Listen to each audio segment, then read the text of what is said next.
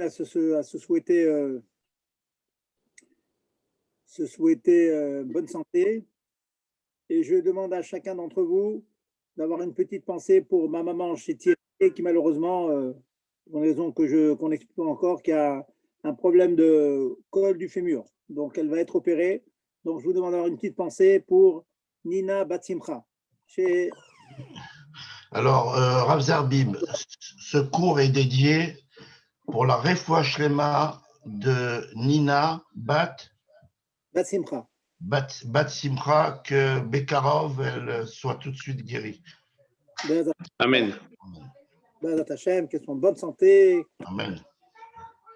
Voilà.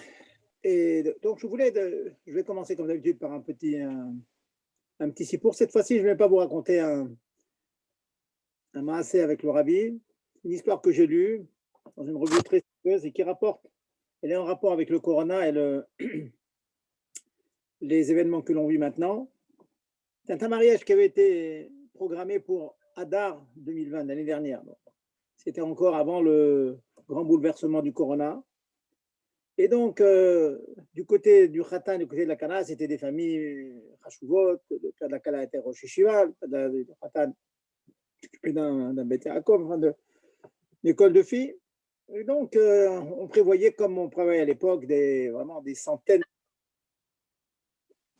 Et le bruit commençait à courir que le gouvernement allait limiter le nombre de personnes. Maintenant, c'est un concept auquel on est habitué, bien sûr. Mais à l'époque, c'était inconcevable de réduire un mariage à 100, Calvin Khomer à plus forte raison à 50 personnes. Bon. Malgré tout, les rumeurs circulaient qu'il y allait y avoir des réductions. Et effectivement, Motsai Shabbat, le 19 Adar, le Premier ministre annonce que les mariages étaient limités à personnes. Je pense que ceux qui vivent en Eretz Israël doivent se rappeler, c'est le 19 Adar que le décret est sorti. Le propriétaire de la salle, du Oulam, a dit, bon, écoutez, on fait un tout petit mariage, et ils se sont tous efforcés à faire ce mariage avec un petit nombre. Bon, l'histoire raconte, ça se passait à un endroit qui s'appelait Neve Yaakov. Les parents ont tout fait pour respecter donc les règles. Un peu plus, pas beaucoup, mais à peine un peu plus d'invités que prévu. Mais comme chacun sait, hein, il y avait une très excitée. On n'était pas encore traumatisé comme on l'a été après avec toutes les pyros, toutes les mauvaises nouvelles qu'on a reçues. Il se trouvait qu'il y avait tellement de bruit que finalement, il y a la police qui se pointe. La police se pointe, le père les accueille, il dit, écoutez, monsieur, voilà, on respecte autant qu'on puisse le faire, hein, bien sûr. Les policiers voient que finalement, il y avait finalement peu de monde, il faisait du bruit comme on peut faire quand on fait un mariage. Bon, ils sont partis. Une heure après, il y a un barreau, un jeune qui habitait pas loin du Oulam et qui était dérangé par ce tapage. Et ça l'énervait d'autant plus qu'il y avait eu ce décret du Premier ministre de réduire le mariage, de réduire les contacts, qu'on appelait ensuite les cas contacts, enfin que vous savez maintenant. Il prend l'initiative, ce barreau, prend le téléphone, il appelle la police.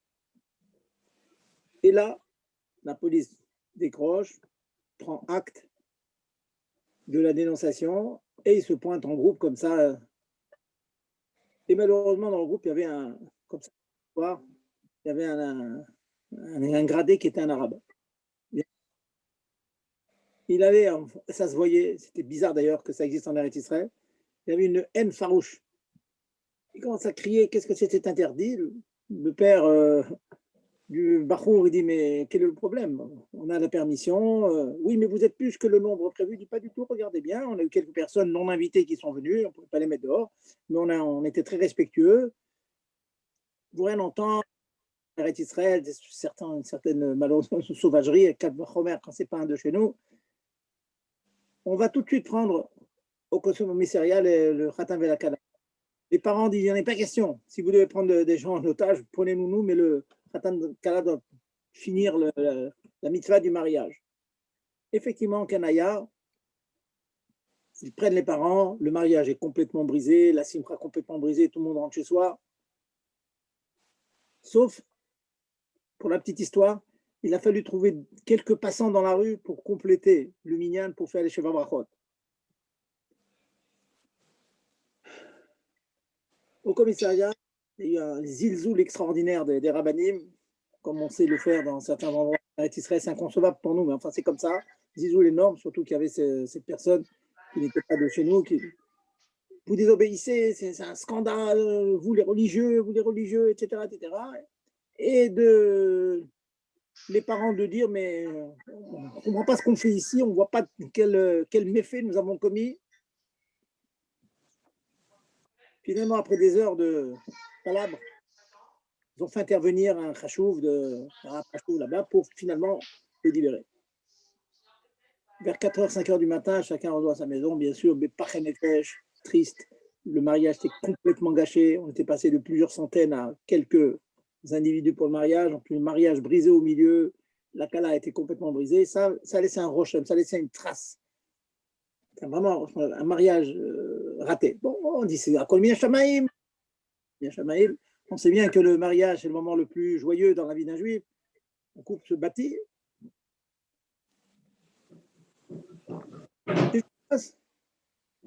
Tout passe, le Madada, Pessar passe. Hein, c'est l'année dernière, hein, c'est tout récent cette histoire. Et l'histoire était restée dans le cœur de chacun. Certains s'étaient même permis, il ne faut pas le faire, mais de faire le contraire d'une bénédiction à cette personne. Hein, de maudire cette personne qui avait gâché, qui avait appelé la police et tombé sur vraiment des gens de petite extraction. Et ensuite éclate ce barreau, comme ça, sans savoir qui c'était, bien sûr. À Pessah, c'était encore le sujet dans beaucoup de maisons. Ah, ce mariage gâché du mois de Hadar. Et le père du barreau, le soir du Seder, il dit, ah, franchement, cette personne qui n'a pas une bonne idée, hein, cette personne-là. Et le Bachour, bien sûr, imaginez un petit peu le Bachour, qui lui-même avait dénoncé, se trouve dans la table du Seder avec son père, qui est en train de faire des reproches comme ça, sans savoir que c'était lui. Ah, cette personne qui a dénoncé, aïe, aïe, aïe, aïe, aïe, elle va finir par payer. Hachem, lui, il fait presque un malaise, il va dans sa chambre, il dit, papa, je me sens pas bien, peut-être point que les parents ont peur, quoi, cette histoire t'a tellement touché que tu fais un malaise.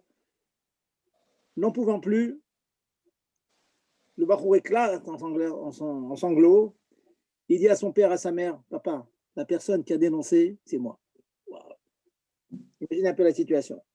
Papa, une famille froum, il sait combien s'importe un mariage, combien les parents ont investi en cohorte, en force, en argent. Et c'est leur fils qui a été la cause, qui a été le gorem de cette catastrophe. Le mariage est fini. Il y a quelques personnes. Qu'est-ce qu'on peut faire? Et le père de réfléchir, bon, je ne sais pas quoi faire, il va parler à un ami, qu'est-ce qu'on fait? On peut faire tchouva, les portes d'Atchouva sont ouvertes, mais quelquefois, on ne peut pas demander l'impossible. Quelqu'un vous a vraiment fait du mal. Bon, Yosef Hatzadik nous a donné l'exemple, hein, ses frères l'ont jeté dans le puits, il n'a pardonné, mais bon, c'est Yosef Hatzadik. Noeg Katson Yosef, Yosef c'est Yosef. Pas tout le monde a cette mida. Évidemment, il dit à son fils, téléphone au père, qui t'introduisent au prix de la Kala et du Khatan pour essayer d'avoir fait le pont. Il dit, j'ai pas la force. Il dit, écoute, le père donc, du garçon qui avait dénoncé, il dit, je vais moi-même appeler le père de la Kala et du Khatan, je vais leur dire que c'est mon fils qui a fait la bêtise de dénoncer, et qu'il fasse intermédiaire que la fille et que le garçon acceptent le coup de fil. Pas le voir, peut-être que ça va réveiller des haines et c'est pas bien, mais au moins par téléphone, demander Mechila, on ne sait jamais. Le père téléphone aux parents, il est mitranen, leur disant, acceptez que, dites à votre fils que mon fils demande une Mechila et on ne sait jamais, il sent que c'est très grave. On approche du mois de Tishrei. Il n'avait pas encore une réponse positive. Et le Bachour se rend compte d'une chose, ainsi que son père, c'est un Bachour d'une très bonne famille, régulièrement, 2 fois par mois, il avait une proposition de Shidour. Il acceptait pas, il rencontrait pas. s'était rendu compte depuis cet événement du mois de Hadar, pas une seule proposition lui a été faite. Alors, vous savez, les Bachorim sont courtisés, hein, sont recherchés. Ils sentaient que dans le ciel, il y avait quelque chose, il y avait un quitrou, il y avait une accusation. C'est pas possible, ça doit être ce que j'ai fait. Aucune proposition de Chidour, alors que l'année précédente, il en avait, comme je vous dis, à peu près 2 par mois, 2 fois 12, 24 propositions dans l'année. Et depuis plusieurs mois, depuis Hadar, aucune. Il sentait qu'il y avait quelque chose à faire.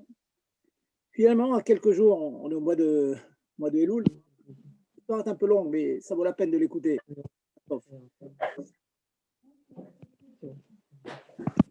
Les parents arrivent à convaincre le Khatan d'accepter de lever le téléphone pour écouter la Mechila du garçon. Le garçon, au téléphone, il déverse son cœur, il pleure, il dit franchement, j'ai fait un acte inconscient, c'est pas du tout, je me travaille sur les midotes, je fais pas ça d'habitude, mais ce soir-là, j'étais exaspéré, Bon, ils disent Dvarim Nosé Minalev. Mais la fille et le garçon disent à leurs parents, ça veut dire quoi? On va dire Mechila, pardon. Je sens pas que j'arrive à extirper ça de mon cœur. Il nous a gâché notre mariage. Je sens que jusqu'à la fin de mes jours, je vais sentir qu'on s'est marié, on aura Bezat Hashem bientôt des enfants, mais le mariage est gâché. Un événement extraordinaire qu'on attendait depuis très longtemps. Comment pouvoir extirper ça de mon cœur? C'était le mois de Baruch Hashem, le mois d'Elul. Rosh Hashanah passe. Entre Rosh Hashanah et Kippour, la fille, elle dit à son père, bon, écoute, papa, on est à quelques heures de Kippour. Transmets au garçon que Kippour va venir et j'accepte d'être Mochelet. Le lendemain de Kippour, le père rappelle le garçon. Il lui dit, voilà, ma fille maintenant, si elle le dit, je sais qu'elle est une fille Yachar, une fille Yeshara, elle est droite. Si elle dit, c'est qu'elle a réussi à extirper la haine qu'elle avait accumulée en elle à cause du gâchis de son mariage. Quelque temps après, d'ailleurs, les shiurim ont commencé à s'ouvrir pour lui. Le lendemain de Kippour, l'histoire, voilà le dernier épisode de cette histoire, c'est vrai. La fille devait faire un voyage de Yerushalayim à Bnei Brak. Elle prend un taxi, et au milieu de la route, il y a un terrible accident. Terrible accident. Des voitures complètement disloquées, des personnes vraiment en très mauvais état. Et la fille, cette fille-là, qui était enceinte, s'il vous plaît. Elle est mariée en Hadar, donc quelques mois après, elle est déjà enceinte. Tout le monde s'inquiétait de sa santé. Elle est à l'hôpital, on ne pouvait pas y accéder. Elle était enceinte. Est-ce qu'elle allait garder le bébé? On ne savait pas.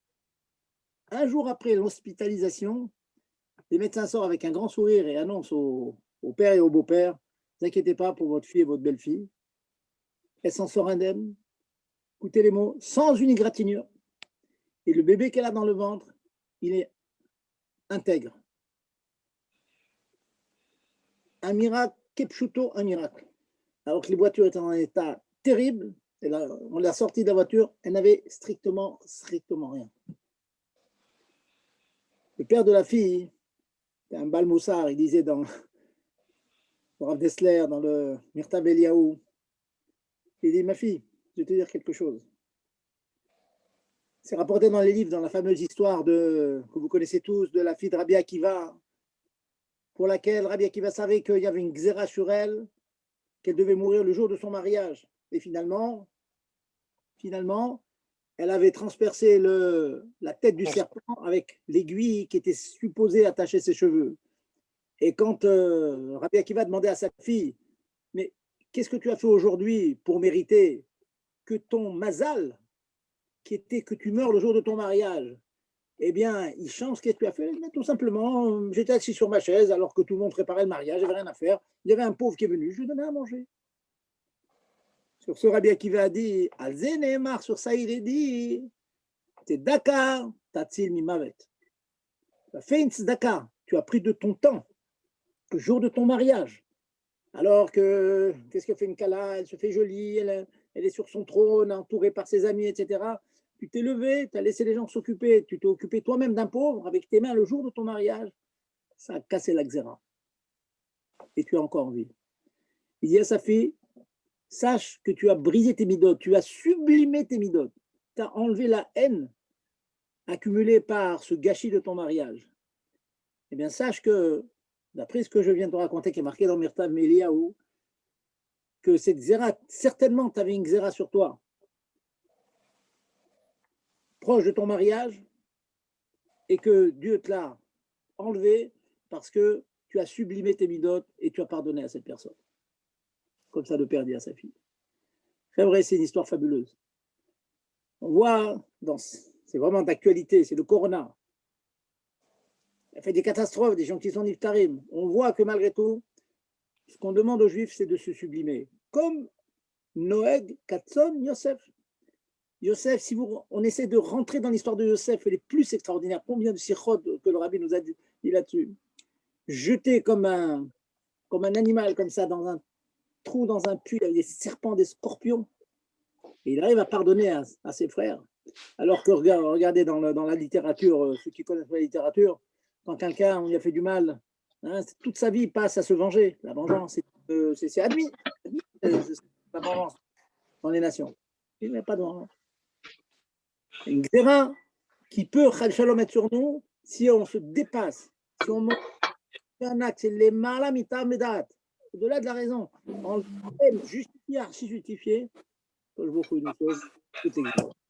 Voilà, messieurs, répétez cette histoire récente, histoire d'actualité que le Corona a créée, mais encore on voit ce que la Torah nous demande. Pourquoi j'ai voulu raconter cette histoire? On a besoin de paix, c'est vrai. On a besoin de paix. On a besoin d'être des amis. Il y a des discussions, surtout il y a des discussions. Est-ce que le vaccin, pas vaccin? Il y a des divergences d'opinion et souvent il y a des histoires entre les gens. Il faut dépasser ces histoires. Il faut s'intéresser à chacun. Dans sa choule, il y a des gens qui ont besoin de votre approche, de votre sourire. Les mots, l'empathie, les nouveaux mots qui sortent maintenant, avoir de l'empathie. Ce n'est pas seulement de la sympathie, de l'empathie, c'est-à-dire l'autre qui fait partie de notre vie. Ça, c'est très, très chaud. Ça demande un gros effort. Je dis en blaguant souvent, il y a des gens qui ont une tête à claque. Il a une tête à claque, il d'être sympathique avec lui. Eh bien non, c'est peut-être la tête à claque, la personne précisément qui n'est pas sympathique, qui est discrète à la choule, qu'on ne voit pas beaucoup, mais c'est celui-là vers qui il faut tourner, demander quelles sont ses nouvelles, comment il va. Des gens qui sont étonnés qu'on leur demande leurs nouvelles. Moi, je n'ai rien demandé ici. Je m'assois depuis des années, hop, à peine Shabbat Shalom, c'est tout. Non, il faut s'intéresser. Alors qu'il y en a d'autres qui sont toujours en avant, toujours de caractère gai, etc., proches des gens avec qui on a plus tendance à parler. Voilà une des leçons qu'on peut tirer de ce temps que l'on vit maintenant et du Corona. Voilà, après cette petite histoire, on va revenir donc sur la halachot que nous avions étudiée les semaines passées. On passe donc d'une melacha à l'autre et nous allons étudier, je vous propose, hein, à moins qu'il y ait des questions, je peux commencer à répondre aux questions. Je vous propose ce soir la melacha de kosher, attaché.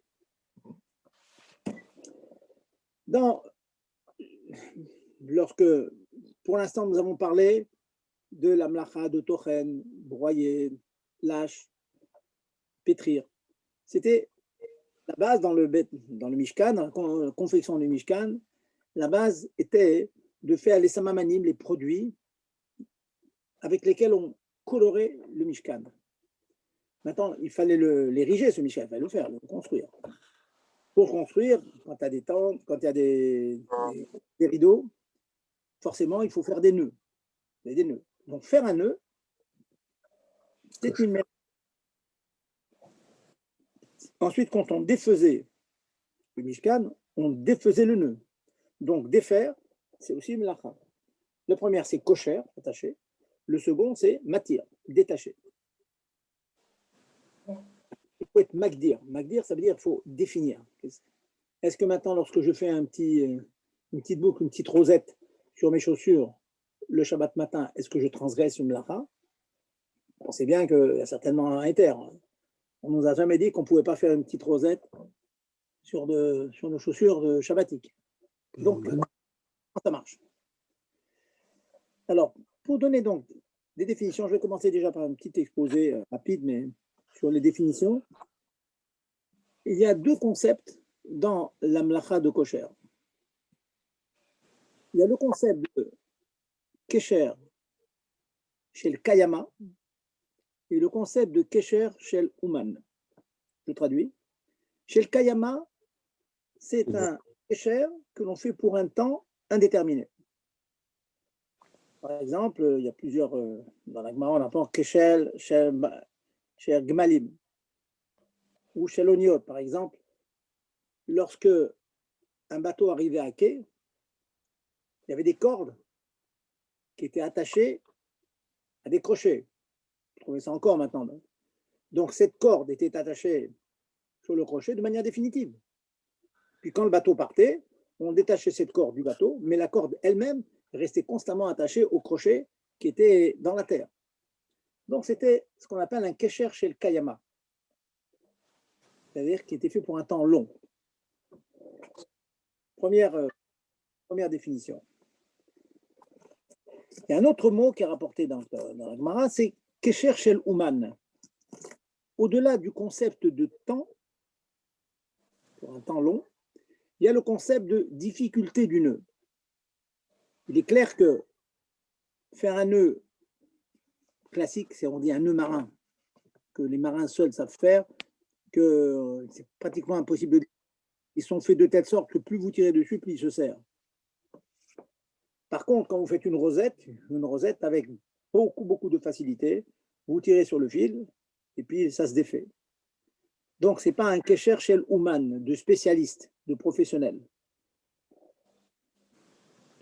Alors, avec ces deux paramètres, de nombreux poskim, le RIF, pour citer un nom, nous dit qu'il y a des ksharim, il y a des nœuds qui sont interdits minatora, il y en a qui sont interdits seulement midirabanan. D'après la chita du RIF, je fais un exposé un petit peu magistral comme ça là-dessus. Ne t'inquiétez pas, on va arriver à la faute concrète. Hein. On n'est pas au collège ici, hein, on fait un super sortir avec une faute concrète. Mais quand même, savoir un peu les agdarot, les définitions, ça permet de comprendre mieux les choses. Donc, ces poskim nous disent que si on répond aux deux conditions, alors c'est Chaim Minatora, interdit Minatora. Faire un nœud qui est Shel Kayama et Shel Uman, c'est-à-dire pour un temps long, on va dire définitif, indéterminé, et de manière compliquée, de manière complexe, pas facile à défaire. De la même manière, si on le défait, aussi on transgresse Tamlacha de matière, de détacher. Mais on ne transgresse, d'après ces chitotes-là, d'après ces avis-là, que si le nœud répond aux deux conditions que je viens de dire, à savoir Shel Kaima, Shel Uman, pour un temps long et compliqué à faire. D'autres chitotes, Rashi, bon, je ne vais pas trop citer de nom, hein, d'autres chitotes disent que non, le paramètre essentiel, ce n'est pas la complexité du. Le paramètre essentiel, c'est le temps pendant lequel on laissait le nœud. Et cela pose problème. Je vais vous donner le problème immédiat qui sort de là. Il ressort qu'on peut rentrer dans un interdit de faire un kesher, même si le kesher, le nœud, est facile à faire. Si on le fait sur un temps, chez le kayama, long. Qu'appelle-t-on chez le kayama aussi? Aussi, il faut définir. Donc, on a défini déjà les concepts. Chez Kama, certains disent, dès l'instant, alors les plus grands marchés disent, dès l'instant que ça dépasse 24 heures, c'est déjà chez le kayama. C'est un temps long. Certains disent, à partir de 7 jours. Morzakan rapporte et chitote, on verra ensuite le psak. Il y en a qui disent, on fait pour 7 jours. Si nous sommes marchmirim, si on fait attention à la première chita qui dit qu'à partir de 24 heures, déjà, c'est un kesher chez le kayama, un kesher pour une durée indéterminée, ou en tout cas longue, il y a un problème. La conséquence, je voulais dire, je vous ferai un petit tableau tout à l'heure, ne vous inquiétez pas, mais juste pour que chacun comprenne, cela voudrait dire que si on attache ses chaussures, Shabbat, on n'a pas l'intention de les défaire dans les 24 heures. Pas de problème. Souvent, les enfants sont souvent, et nous-mêmes d'ailleurs, on est souvent pressés. Donc, qu'est-ce que l'on fait? Eh bien, tout simplement, on se permet, une fois qu'on a fait le nœud, Shabbat matin, le nœud d'abord, puis la petite rosette dessus, très facile à enlever. Mais si on le fait pour un temps qui est supérieur à 24 heures, déjà, ça pose problème.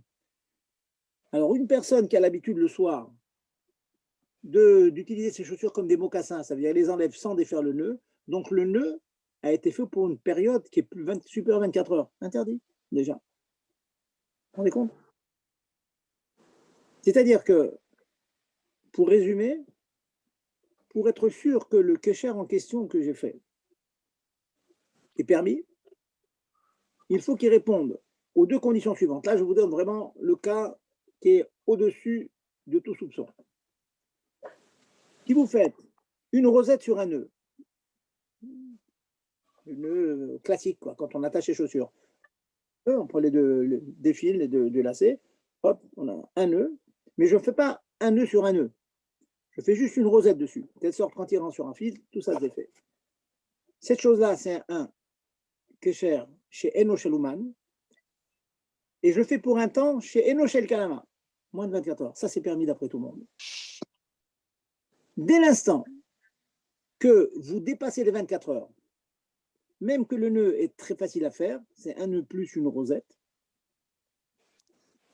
c'est problématique déjà.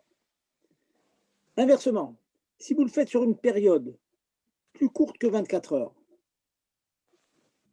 mais que vous faites un nœud compliqué qui s'apparente à un kécher chez Louman, déjà c'est problématique. Et c'est quoi déjà que ça commence à être problématique? C'est un double nœud déjà. Si vous vous rendez bien compte de ce que je dis, ça voudrait dire, parce que je dis, qu'un double nœud, on ne le fait pas Shabbat, même pour un temps court. Et un simple nœud, on ne le fait pas Shabbat si on le fait pour plus de 24 heures. Vous voyez, il faut les deux conditions. Est-ce que j'ai été clair? On va rentrer dans une application pratique, hein, mais déjà que vous compreniez la structure générale de cette malacha. Tout à l'heure, je vais rentrer en cas de besoin, si par mégarde il y a un double nœud qui s'est fait, ou une personne a fait un nœud pour une période qui est supérieure à 24 heures, mais moins que 7 jours. Nous allons voir qu'on peut composer. Mais avant de composer, de chercher des bédi avad, si on est coincé, ou bien des enfants qui ont, en essayant de défaire leurs chaussures, ben, ils embrouillent complètement les lacets, il faut tout défaire avec minutie. Ça, on en parlera après. Mais déjà que vous ayez une image générale de cette mlacha de kosher. Voilà. Quelques questions, et puis je continue les cas concrets. Allez-y. J'ai une question, s'il vous plaît.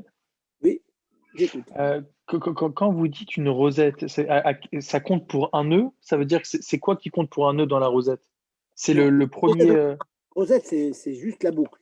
Mais oui, la boucle. Une rosette toute seule, sans nœud en dessous, c'est impossible à faire pratiquement. C'est très, très difficile. Donc, quand je parle de rosette, on fait dans les chaussures tous les jours. D'accord. Donc, en fait… Vous mettez des tennis, vous faites d'abord un nœud, seul, mais pas le nœud. Si vous ne faites pas un double nœud, il ne va pas tenir. Mais pour le faire, vous mettez une rosette dessus. Et donc, le problème, c'est d'avoir la kavana, de le faire pour plus que 24 heures. C'est ça le problème. Voilà. Okay. Dès l'instant que j'ai l'intention de le faire pour plus de 24 heures, comme ça arrive quelquefois, on met un rideau, on met un lacet. Et je connais des gens, quand ils attachent leurs chaussures,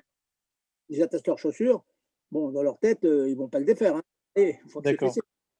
Voilà. D'accord, merci. Allez-y, autre question.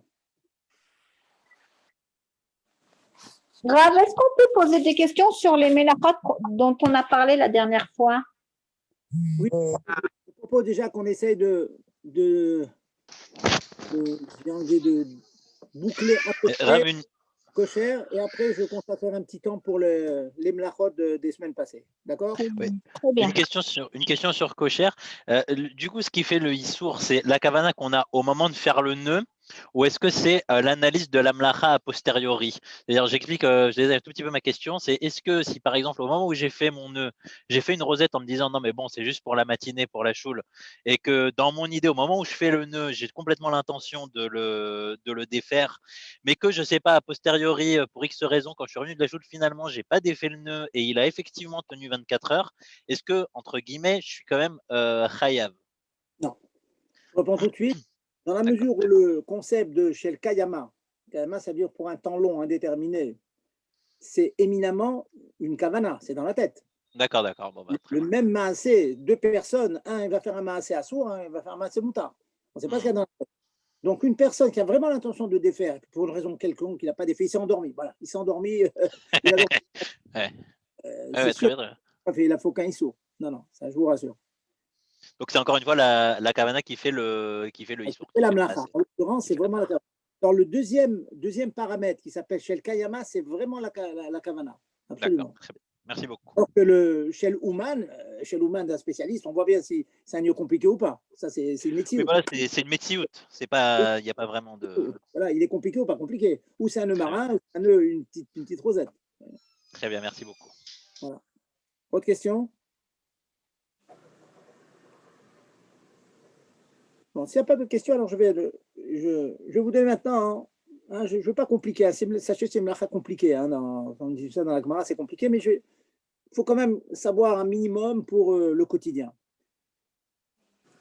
J'ai dit tout à l'heure que les poskim sont mistapek, ils sont en doute, sur un double nœud. Un double nœud, finalement, c'est assez facile à défaire, pas exagérer.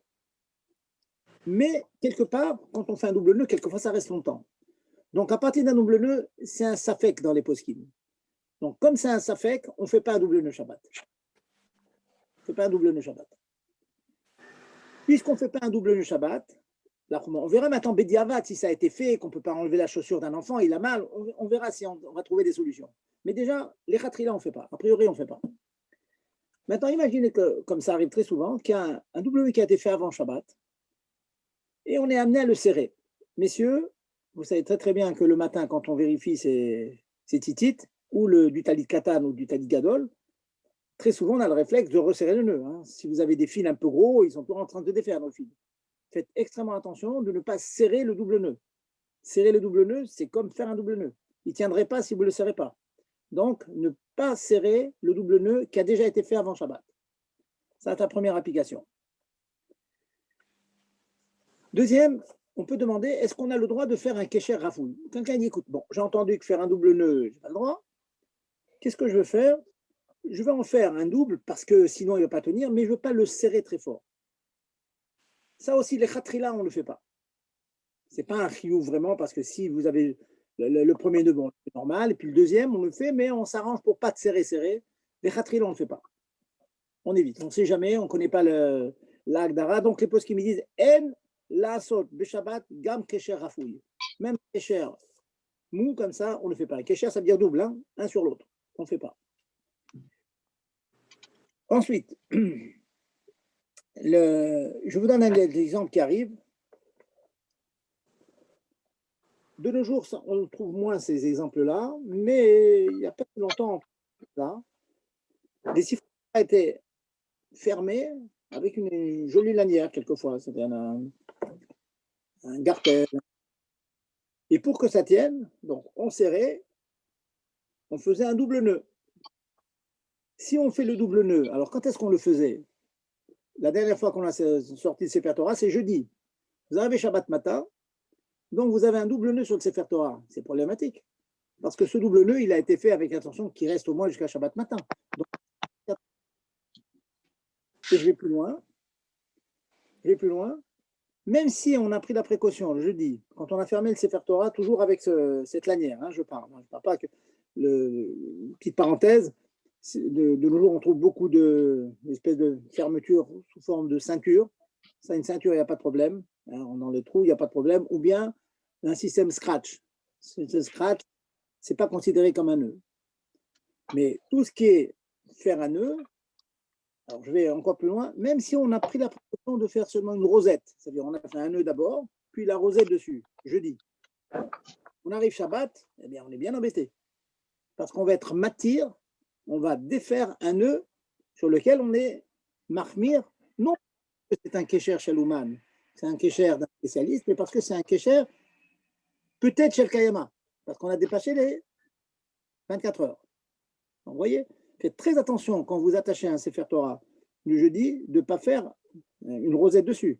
Arrangez-vous. Il y a beaucoup de gens qui connaissent ce problème et ils entourent le Sefer Torah, mais sans faire de nœud. Ils passent le bout de la ceinture en question, ils le passent en dessous ou sur le. De la même manière, pendant Shabbat, pendant Shabbat, après avoir fait la Kriyat Torah, le Shabbat matin, vous prenez votre ficelle hein, qui attache le Sefer Torah.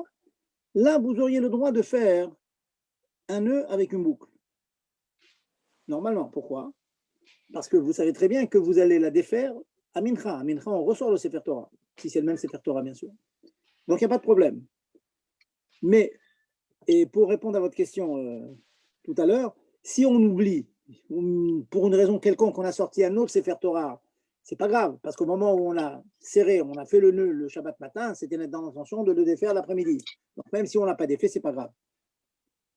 Par contre, au mincha de l'après-midi du Shabbat, si nous avons fait, nous devons faire un nœud, il ne faut pas faire une boucle, une rosette.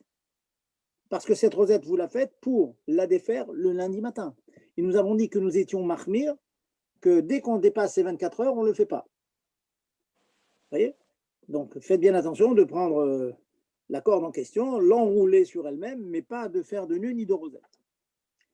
Ok, ça c'est les khatrila. Maintenant, Bediavad, allez. Hein, il y a des shluchim qui vont dans des choules, etc. Hop, Shabbat matin, ils tirent de Sefer Torah et ils trouvent comme par hasard, il y a une boucle qui est faite sur le Sefer Torah. On a tiré de Sefer Torah, c'est Shabbat matin. Bon. Ils se renseignent. Le nœud, il a plus de 24 heures.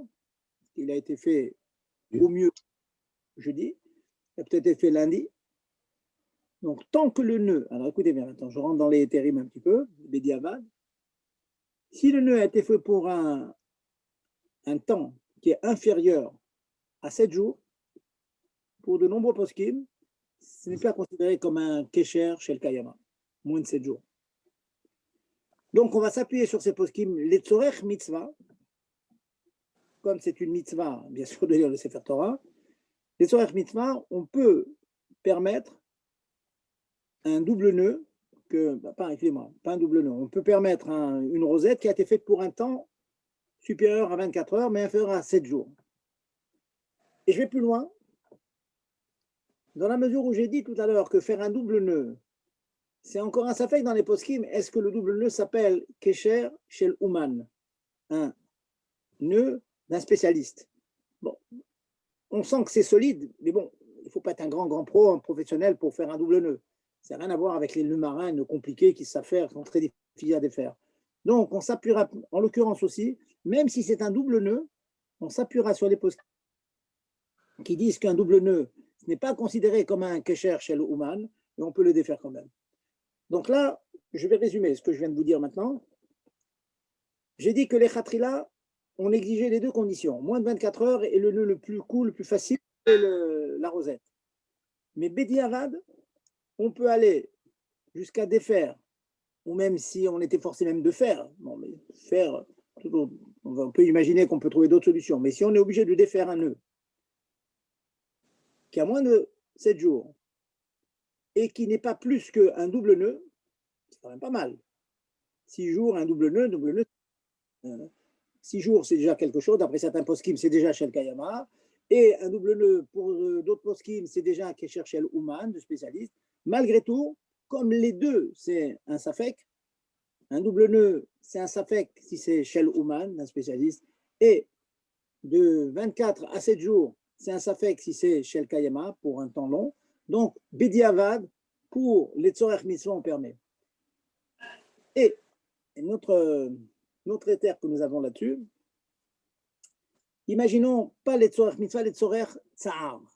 Un enfant, par exemple, il se trouve avec un double nœud, un triple nœud.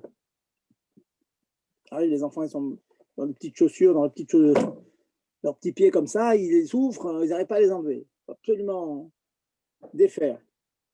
Ben, d'abord,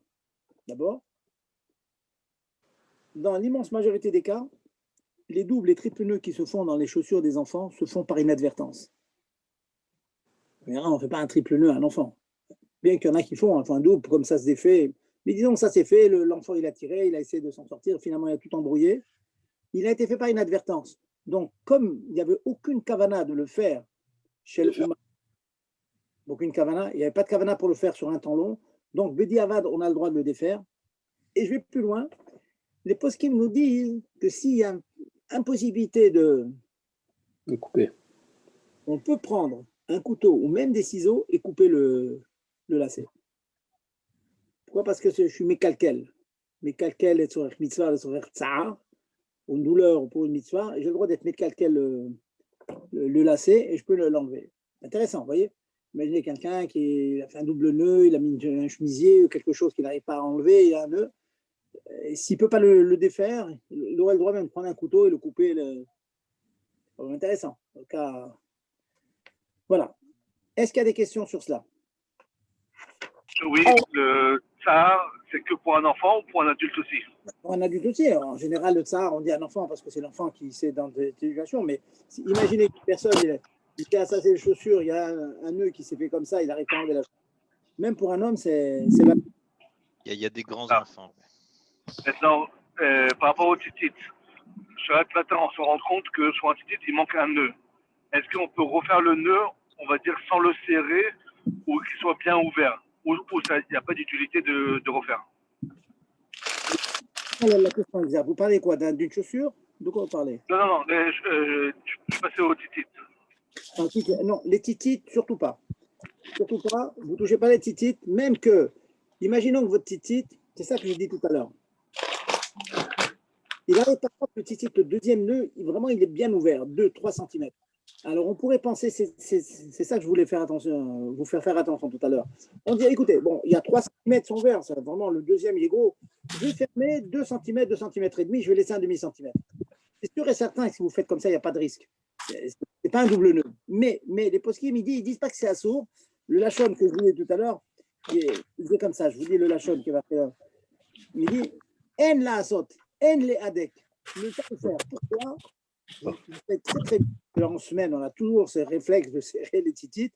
On peut imaginer que en voulant le serrer, mais pas entièrement, on puisse faire un gros mouvement et serré. Donc, il faut faire attention.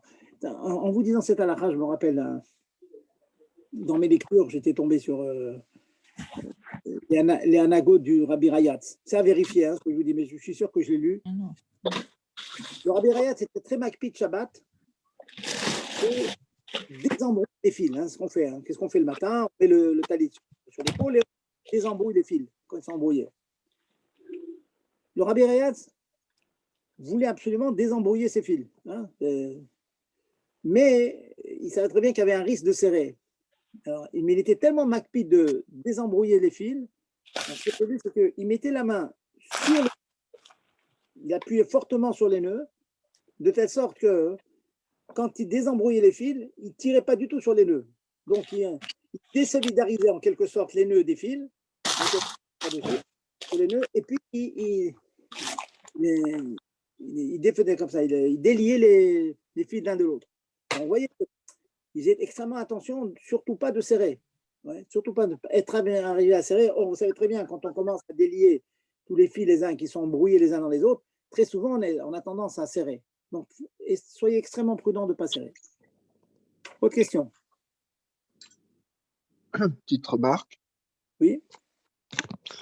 En ce qui me concerne, j'avais le problème avec le talit et j'ai pris l'habitude vendredi, avant Shabbat, de vérifier le talit. Ah, c'est génial.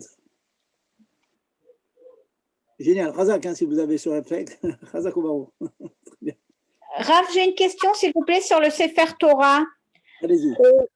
Vous avez dit que pour la ceinture du Sefer Torah, on pouvait mettre l'extrémité de la ceinture en dessous les fils qui entourent le Sefer Torah. Mais j'ai une question parce qu'en Israël, les sachets de pain, alors le pain, il est rentré dans un sachet et il y a comme un fil métallique qu'on enroule sur lui-même. Et je ne sais pas pourquoi les rabbins en Israël, ils disent qu'il ne faut pas dérouler ce fil métallique.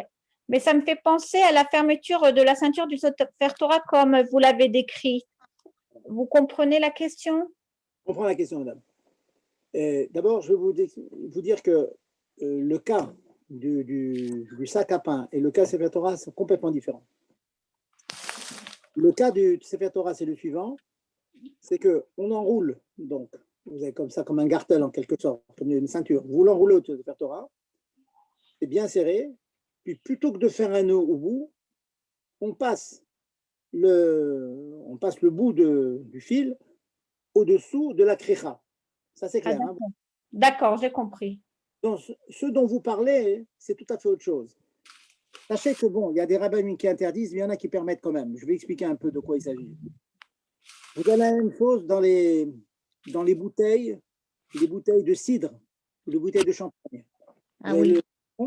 Vous avez un morceau de fer dessus, et puis il faut dévisser le fer pour enlever le bouchon. Vous voyez de quoi je parle? Oui, oui, le détortiller, oui. Il est entortillé, il faut le défaire, oui. Alors, les rabbinim qui interdisent ça, ils disent, quand on entortille ces fils, ou bien quand on ferme le sac poubelle ou les sacs à pain, en France, on a beaucoup de sacs poubelles comme ça, qu'on ferme avec ces espèces de petits fils. En fait, c'est du plastique, mais à l'intérieur, il y a un petit morceau de fer pour que ça s'entortille comme ça. Eh bien, ça ressemble à tover. Tover, c'est la mlacha de filer, faire un fil. Faire un fil, c'est prendre deux petits fils très fins et les enrouler l'un sur les autres et on fait un fil plus épais. Ah, d'accord. Notre mlacha, vous voyez? Ah ça, oui. c'est à cause de ça que certains rabbinim interdisent. Et je vous ai dit qu'il y en a qui sont méquilim dans ça. Pourquoi ils sont méquilim? Parce qu'ils disent qu'un fil, c'est fait pour une fois qu'on l'a enfilé comme cela, ça te fait un fil plus épais. Et donc, j'ai filé, j'ai été tové un fil, un croûte. Par contre, c'est en question des poubelles, etc., des sacs, c'est une manière de fermer, d'ouvrir le sac. C'est comme mettre un bouchon et enlever un bouchon. C'est darko. Vous voyez la différence? Donc, bon, les khatrila, c'est bien d'être marmir, puisque vous avez entendu, mais sachez que celui qui le fait, c'est Zélonomora. Il y a une svara de dire qu'en fait, c'est une manière d'ouvrir mon sac ou de faire mon sac. C'est un bouchon que je mets, que j'enlève. Même que finalement, je suis en train d'épaissir le petit fil, mais en fait, le but de l'épaissir ou de désépaissir, c'est une manière d'ouvrir ou de fermer mon sac. Voilà. Autre question? Une petite question. Quand vous avez parlé tout à l'heure là, des deux choses qui font qu'on peut défaire le nœud du Sefer Torah, vous avez dit que d'une part, il faut qu'il ait moins de 7 jours et d'autre part, il faut que ce soit un nœud simple. C'est quoi exactement le fond du éther? Déjà, il faut que les deux soient réunis, parce qu'en plus, là, on est pour un Tzorer Mitzvah. Donc, c'est quoi exactement? C'est un Sfek-Sfeka? C'est quoi la règle? C'est très des Rabanan. C'est un des Rabanan. C'est un shoot des shoots. C'est pas shoot des shoots. La vraie définition de shoot, c'est demander à un non-juif de faire un issur des Rabanan. D'accord. C'est des Rabanan. Il y a deux manières de le rendre des Rabanan. Premièrement, je le rends des Rabanan, même s'il était compliqué. Mais comme je le fais pour un temps court, il est des Rabanan. Une autre vara aussi, et même que je le fais pour un temps long, d'après le RIF, maintenant non, puisqu'il n'est pas compliqué, c'est des Rabanan. Donc j'ai deux raisons de les rendre des Rabanan, donc ça devient les Khatrila, Bichla permis. Parce qu'en fait, pour que ça soit Assur Minatora, il faut que les deux conditions soient réunies. Le RIF, il faut les deux conditions. Pour le Rashi, non, mais on s'appuie sur le RIF pour ça, qu'il faut les deux conditions pour que ce soit Assur Minatora. Donc en fait, c'est quoi? C'est comme un guéder sur un guéder? C'est ça? On fait pas. C'est pas genre Xera l'Exera, une double Xera comme ça. Donc, mais il faut quand même que ce soit pour une mitzvah. Oui. C'est le Khamid, on dit. Ah non, attendez. Non. Si on a fait, je vous donne un exemple. Si on a fait par exemple une rosette pour moins de 24 heures, là c'est sûr que c'est moins de 24 heures. C'est pas chez le Kahama, et c'est sûr que c'est pas Shalouma. Donc c'est moutard sans mitzvah là. Ouais. Maintenant, les cas que j'ai permis en cas de mitzvah, c'est parce que c'est des sfécotes. Le double nœud, c'est un safek. Et entre 1 jour et 7 jours, c'est un safek. Comme les deux, c'est un safek, je dois arriver à mitzvah pour le faire. Donc il faut quand même que ce soit pour une mitzvah. Pourquoi? Parce que je suis en train d'être metzarev des chitotes, que yesh makom lech malachmir. Un double nœud, il y en a qui disent que c'est assez. Plus de 24 heures, il y en a qui disent que c'est assourd. Mais comme il y en a qui disent que non, Donc, on joue sur les deux tableaux et on fait comme un Safek Shveka. Mais dans ce cas, c'est permis Bediavad ou même les Khatrila pour une mitzvah? Pourquoi faire? Pardon, j'ai pas entendu. Pour une mitzvah. Non, pour une mitzvah, si on peut. Les Khatrila, je suis les Khatrila maintenant. J'ai mon Sefer Torah devant moi. Ouais. Et j'ai ma ceinture qui est attachée depuis jeudi, donc j'ai dépassé les 24 heures. Ouais. Je suis les Khatrila. Est-ce que je le fais ou pas? D'accord. Alors, on dit oui, je peux le faire, les Khatrila. D'accord. On pourrait demander, c'est intéressant comme question. Ouais. Vous savez, quand on sort un Sefer Torah, on n'a pas le droit de sortir un autre. Ce n'est pas un caveau du Sefer Torah. Ok. Est-ce que j'aurais le droit de dire, pour éviter le problème, je vais sortir un deuxième Sefer Torah? Là, je pense, je vous dis, sans vérification, je dis comme ça de Ergesh, que je pense que le fait de ne pas sortir un Sefer Torah, d'éviter le bisayon, c'est suffisant pour permettre de défaire quand même le fil. Vous voyez, ça s'appelle mitzvah, ça. De toute façon, ce n'est pas la mitzvah de lire, on va lire, on a deux Sefer Torah. Mais la mitzvah de ne pas tirer un deuxième pour rien, de faire un bisayon au premier, c'est suffisant pour être sommaire sur les Mekilim. D'accord. Voilà. Autre question. Je peux poser une question? Oui, s'il vous plaît. Allez-y. En faisant une rosace, et puis en voulant défaire le lacet, ça fait un nœud qui se défait pas. Un double nœud. Ouais. C'est le cas Non, que j'ai. c'est-à-dire que la rosace, elle se défait pas, le nœud il se bloque, quoi. C'est ça, vous avez tiré dessus et au lieu de se défaire, ça fait un double nœud. C'est ça que vous dites. Ça n'a pas fait un double nœud, c'est-à-dire que le nœud il s'est resserré en fait. Mais à la base, c'était quoi? Qu'est-ce qu'il y avait à la base? Une rosace. Ça veut dire un nœud plus une boucle. Oui, un truc simple, quoi. Oui, un truc simple. Et quand vous avez ouvert, qu'est-ce que ça fait? Ça fait un double nœud. Non, ça fait qu'en tirant, ça serrait le nœud et ça fait un nœud fixe. Pas de problème. Dans la mesure où vous gardez, vous êtes toujours le tsiour, vous avez toujours la forme d'un nœud sur lequel vous avez ajouté une boucle. Ça, je vous dis, c'est le minimum qu'on permet, ça, il n'y a aucun problème. Donc, le fait de le resserrer, ça, il n'y a aucun problème. Vous voyez ce que je veux dire? Le problème commence à partir du moment où il y a un double nœud qui se fait. C'est-à-dire que votre rosette en question, elle se transforme en nœud, donc ça fait un nœud sur un nœud. Ça, il y a une atrala de barrière, il y a un début de problème. Mais si de toute façon, vous avez un nœud qu'on a le droit de faire, à savoir un nœud, kécher, et dessus, aniva. Ça s'appelle, les mots en hébreu, c'est aniva gabé kécher. Rosette sur le kécher. C'est aucun problème pour le faire très serré, c'est moutar les khatrila, ça. Autre question.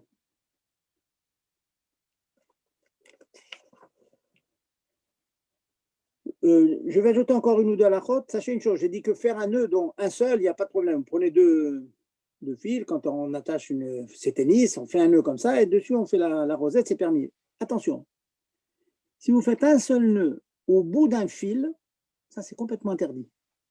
Parce qu'il tient très bien. Vous savez, quand je vois beaucoup de gens qui font ça, hein, au bout du fil des titites, quelquefois, hein, ils commencent à s'effilocher. Pour pas qu'ils continuent à s'effilocher, qu'est-ce qu'on fait? On fait un nœud au bout du fil. On fait un nœud, tout simplement. On tire le nœud, on le serre. Un seul, pas un sur l'autre, un seul. Bien que ce soit un seul, ici, c'est assourd. Parce que celui-là, c'est très difficile à défaire. Il est très, très solide. Au bout d'un fil, vous faites un nœud, vous serrez, c'est très, très, très difficile à défaire. Et il a un but, c'est d'éviter l'effilochage. Donc ça, surtout pas, n'ayez pas l'idée de faire un nœud comme ça, au bout d'un fil, pour pas qu'il continue à vieillir, comme ça arrive, comme on fait dans le titit. Vous faites dans le titit un jour de semaine, mais surtout pas Shabbat. Oui, mais Rav, c'est pas du tout Kesher Shalouman. C'est pas Kesher Shalouman, mais c'est un Kesher, vraiment chez le Kayama, qui est solide, il n'est pas dur. Vous allez dire, Ouman, ça veut dire deux choses. Ça veut dire quelque chose qui est difficile à faire, il faut être un pro pour le faire, et quelque chose qui tient très, très, très longtemps. Et là, quand on le fait en général, celui-là, surtout, c'est ça le point, on le fait pour un temps long. Un nœud comme ça, très fort, dans son titit, on n'a pas du tout l'intention de le redéfaire. C'est vraiment un problème. Voilà. D'accord, merci. Voilà. Bon, voilà, on a passé en revue à peu près les cas de les cas de cocher, les cas classiques. Si vous voyez d'autres questions, il n'y a pas de problème, vous me les posez. On pourra les Juste juste qu'on comprenne bien, parce que là, vous parlez de faire un nœud fort. Bon, Kesher Shel Kayama, ça veut dire la période de temps. On ne regarde pas à la limite la force qu'on a mis dans le nœud. Non, la force, ça a un impact dans l'autre paramètre. D'accord, qui est le Kesher Shel Ouman. Voilà, parce que chez l'Ouman, c'est le voir du Ouman. Le marin, plus vous tirez, plus vous le serrez, plus moins il se défait, vous voyez. Alors, mais d'accord, mais alors ça veut dire un nœud rosette qui est serré très fort, ça rentrerait dans la catégorie d'un Kesher Shel Ouman, même si tout le monde sait le faire? Pas du tout, je vais vous dire pourquoi. Non. Parce qu'à l'instant que vous tirez la rosette, le premier nœud va se défaire. Ça va très bien. Il ne peut jamais rester. D'accord, donc c'est dans quel cas que ça devient pertinent d'interdire de faire un nœud parce qu'on va y mettre de la force dedans? Je viens de vous dire, c'est quand vous avez un fil. Imaginez, vous prenez un et vous faites au bout du fil, vous faites un nœud. Oui, mais un nœud qui n'est pas un nœud difficile à faire du coup. Peu importe, mais il n'est pas difficile, mais il est très difficile à défaire. Ça veut dire qu'il est très solide alors qu'il est facile. En fait, c'est une exception ce cas-là. Quand au bout d'un fil, vous faites un nœud, c'est une exception. En général, pour qu'il tienne très dur, il faut le faire de manière compliquée. Celui-là, il est spécial. Au bout d'un fil, il va rester. D'accord, d'accord. Mais sinon, de manière générale, un nœud qui n'est pas un nœud de spécialiste, je peux y mettre autant de force que je veux. Bon, ça ne va pas rendre le nœud interdit. Ça veut dire je peux quand même aller à la choule pour être sûr que les chaussures ne se défont pas, serrer mon nœud rosette le plus fort possible pour être sûr qu'il va tenir, quoi. Voilà. Ok. Pour finir, je voudrais maintenant passer à la deuxième partie. À madame qui a demandé des questions sur les shiurim précédents. Il y a des personnes qui font une cravate, et qui ne défont pas tous les jours leur. Ils ne défont pas. Donc, il faut un nœud de cravate, il le laisse tout le temps. Donc, il est clair qu'un nœud comme celui-là, il n'est pas question de le faire pendant Shabbat. Par contre, si on l'a fait Erev Shabbat, ou dimanche, lundi, maintenant, lorsqu'on l'enlève le soir, on le desserre un petit peu, on le passe par-dessus la tête, et le matin, quand on le remet, on le repasse sur la tête et on le resserre. C'est comme un nœud coulant, en quelque sorte. Ça, ce n'est pas faire un nœud. C'est un nœud coulant. C'est quelque chose que d'arco bécard. C'est une manière de serrer, de desserrer. Ça, c'est parfaitement permis. Donc, Shabbat, vous pouvez mettre une cravate dont vous avez fait le nœud un jour de Chol et vous le mettez autour du cou, vous serrez. Ça, c'est permis. En vous disant ça, un cas qui peut arriver, je sais qu'il y a quelquefois des chemisiers, des petits vestons que les femmes, elles ont, et il y a une décoration, une espèce de petits, des fois c'est une petite rose, quelque chose qui t'attache, enfin, un nœud papillon, quelque chose de joli. Surtout, ne pas faire ces choses-là Shabbat. Parce qu'en général, quand il réussit ce nœud, on fait un petit nœud par-dessus lequel il y a une petite rosette, ça fait une jolie décoration sur l'épaulette. En général, ça reste longtemps. Ce n'est pas fait pour être défait dans la journée. Donc, il ne faut jamais le faire Shabbat, celui-là. Voilà, je pense qu'on a passé en revue le Rov des halachot sur Kosher. Bon, s'il y a d'autres questions, vous les posez. Maintenant, allez-y, j'écoute vos questions. S'il y en a sur qu'on a fait, Bichoul, Borer, Tochen, là, je suis à votre disposition. Allez-y, madame. Allez-y. Une autre question, s'il vous plaît. J'ai entendu une fois que dès l'instant où on arrivait à desserrer un nœud avec une main, ça suffisait.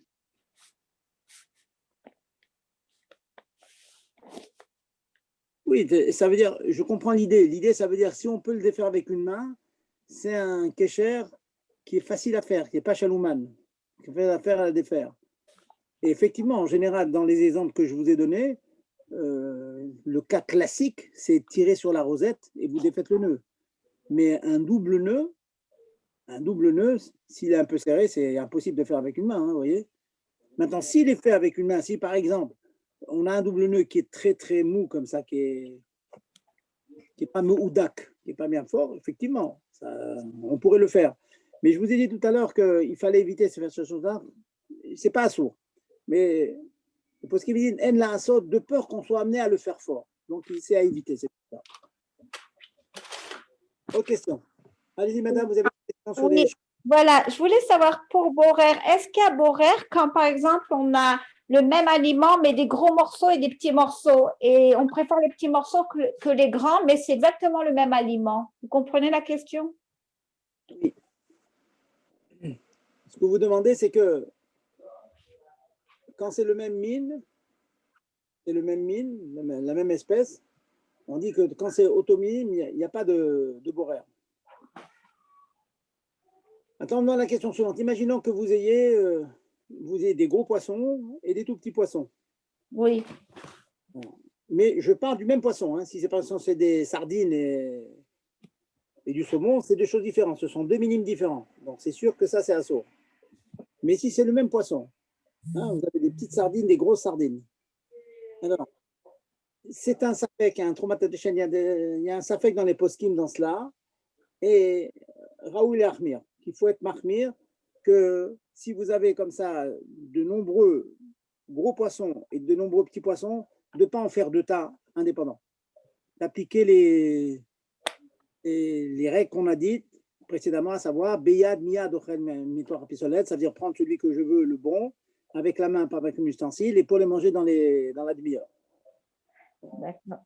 Ah, merci. Autre question. Je voulais savoir, comme il commençait à pleuvoir en Israël, alors les enfants, quand ils sont rentrés de la synagogue, ils ont posé leur manteau rempli de pluie, mais bien étalé sur le lit. Est-ce que c'est assourd? Parce que d'un côté, ils ne l'ont pas mis sur un étendoir, mais d'un autre côté, ils l'ont bien étalé sur un lit que c'est pas un macom pour étendre du linge, quoi. Alors, je ne savais pas s'il fallait leur interdire ou pas.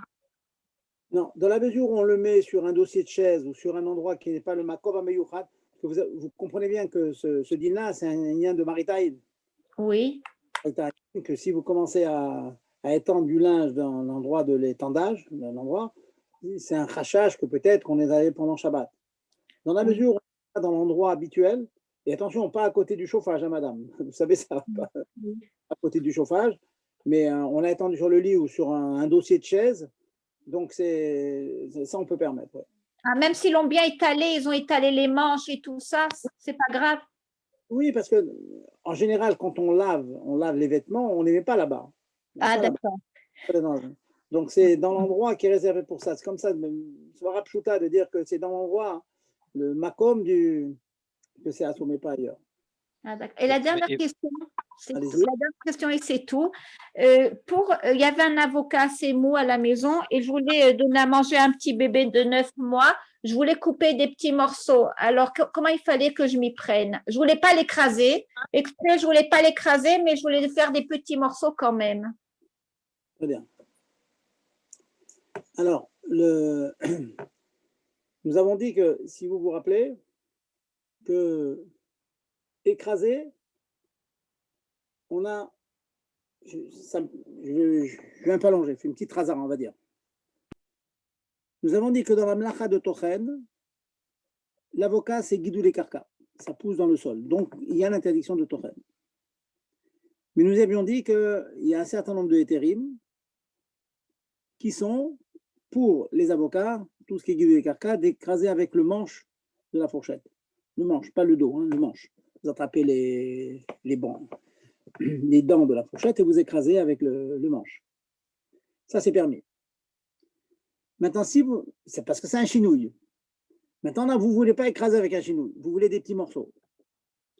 Alors, pour qu'il n'y ait pas de problème de tochen, je l'ai dit quand on a fait tochen, il ne fallait pas rentrer dans ce qui est marqué à mechater yarak dagdak chayav mishum tochen.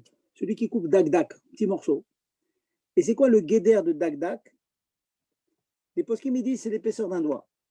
Donc si vous pouvez couper vos morceaux d'avocat dont l'épaisseur des morceaux des petits cubes, dont le côté fera au moins l'épaisseur d'un doigt, je ne sais pas combien ça fait, 1 centimètre, 0,8 mm, c'est bon.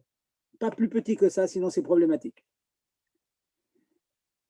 Merci. Je complète quelque chose, madame. Je l'ai dit avec prudence quand j'ai donné le chiour la dernière fois, donc avec prudence.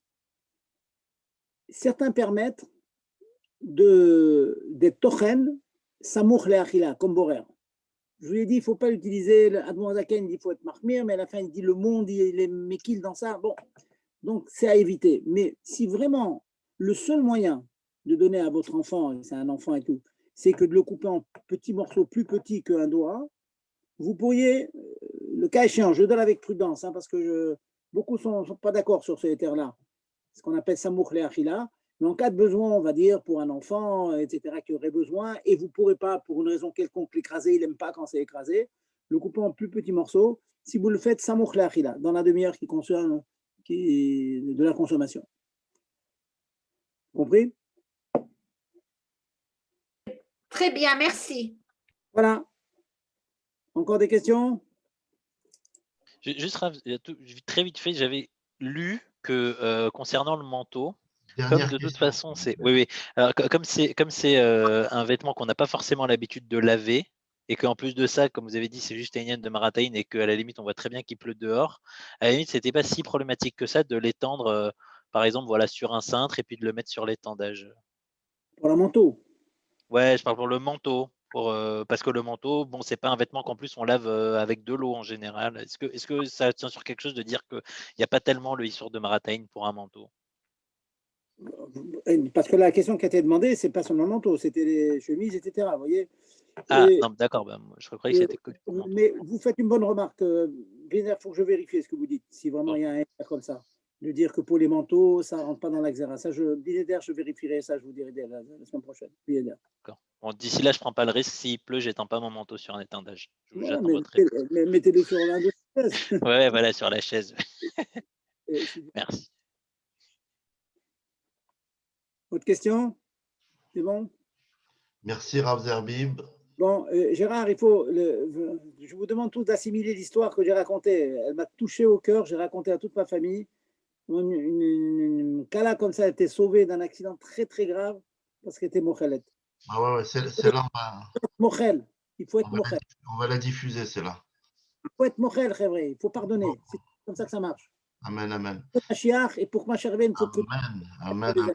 Non. Et continuez à diffuser, à partager vers tout le monde pour que les gens puissent venir étudier. Merci à tous. Merci. Razak au barreau. Merci beaucoup, Rav Zerbib. Allez, au revoir.